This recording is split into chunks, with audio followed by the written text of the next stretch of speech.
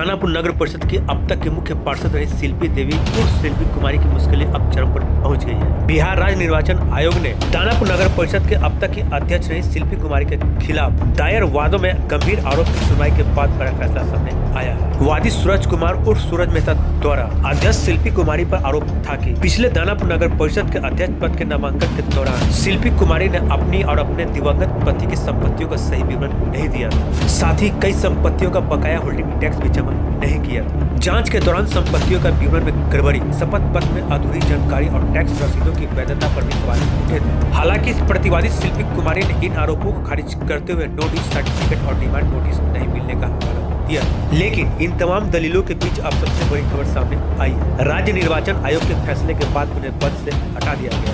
इस तरह दानापुर नगर परिषद के मुख्य पार्षद शिल्पी कुमारी की कुर्सी चली गई। राज्य निर्वाचन आयोग के फैसले के बाद उन्हें पद से हटा दिया गया, यानी अब शिल्पी कुमारी दानापुर नगर परिषद के मुख्य पार्षद नहीं रही। और इस फैसले ने दानापुर की राजनीति में हलचल मचा दी है और इससे अब तक की सबसे बड़ी कार्रवाई मानी जा रही है। होल्डिंग टैक्स और संपत्ति विवाद में अब तक की अध्यक्ष पद पर बनी रही शिल्पी कुमारी की गई कुर्सी। टैक्स और संपत्ति विवाद में छिनी कुर्सी शिल्पी कुमारी हुई बाहर। दानापुर नगर परिषद में भूचाल, मुख्य पार्षद शिल्पी कुमारी हुई पदमुक्त। पहले तो निर्वाचन आयोग को मैं धन्यवाद देना चाहता हूं कि उनके तरफ से मेरे फेवर में फैसला आया, आदेश आया। क्या आदेश आया? आदेश में शिल्पी कुमारी अध्यक्षा को पद मुक्त किया गया।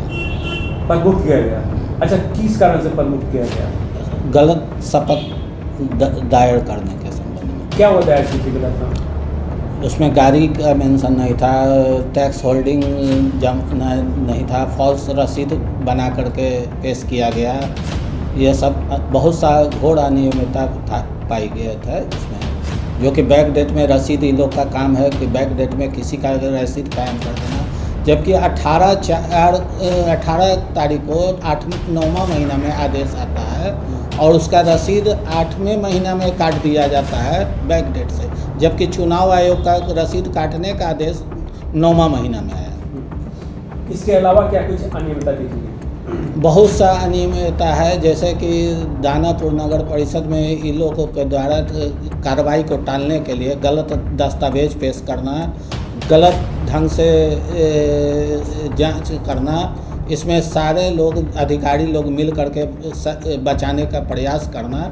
लेकिन चुनाव आयोग का आभार इसलिए करता हूं कि उन्होंने सब चीज़ पर को ढकते हुए इलेक्शन कमीशन के द्वारा आपके पक्ष में न्याय मिला? कैसे आपको न्याय मिला? न्याय फर्जी दस्तावेज जो इन्होंने डाला था रसीद काट के, उसमें अकाउंट आईडी नहीं था, रसीद में किसी में भी अकाउंट आईडी नहीं था, जो कि भिन्न भिन्न दस्तावेज बैक डेट में बनाया गया। वो चुनाव आयोग के द्वारा उसका कार्बन कॉपी मांगा गया, वो लोग कुछ भी पेश नहीं कर पाए। उसके बाद हमारे बहुत सा चीज़ जो है चुनाव आयोग के द्वारा पकड़ा गया और इसमें बहुत ज़्यादा अनियमितता पाने के कारण पद से मुक्त किया गया।